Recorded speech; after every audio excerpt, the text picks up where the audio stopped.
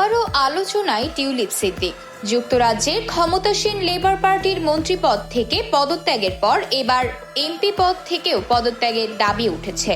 British সংবাদ মাধ্যম daily মেইলের প্রতিবেদন থেকে এই তথ্য জানা গেছে। প্রতিবেদনে বলা হয়, এই বিষয়ে একটি পিটিশন দাখিল করেছে বিরোধী কনজারভেটিভ পার্টি। বিভিন্ন জায়গায় টিউলিপের বিরুদ্ধে চলছে জনসংযোগ। সাবেক এই মন্ত্রীর দুর্নীতির বিবরণ নিয়ে লিফলেট বিতরণ করছে দলটির নেতাকর্মীরা।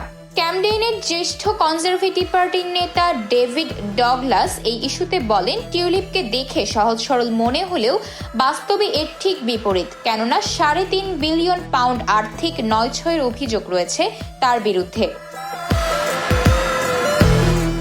এর আগে টিউলিপ সিদ্দিক গত ১৪ জানুয়ারি ট্রেজারি মন্ত্রীর পদ থেকে পদত্যাগ করেন। এর ঠিক ২৬ দিন আগে ডেইলি মেইলে তার বিরুদ্ধে বাংলাদেশে বড় ধরনের দুর্নীতির তদন্তের খবর প্রকাশিত হয়। সাবেক এই দুর্নীতি বিরোধী মন্ত্রী লেবার পার্টির প্রধান ও ব্রিটিশ প্রধানমন্ত্রী কিয়ার স্টারমারের ঘনিষ্ঠ বন্ধু।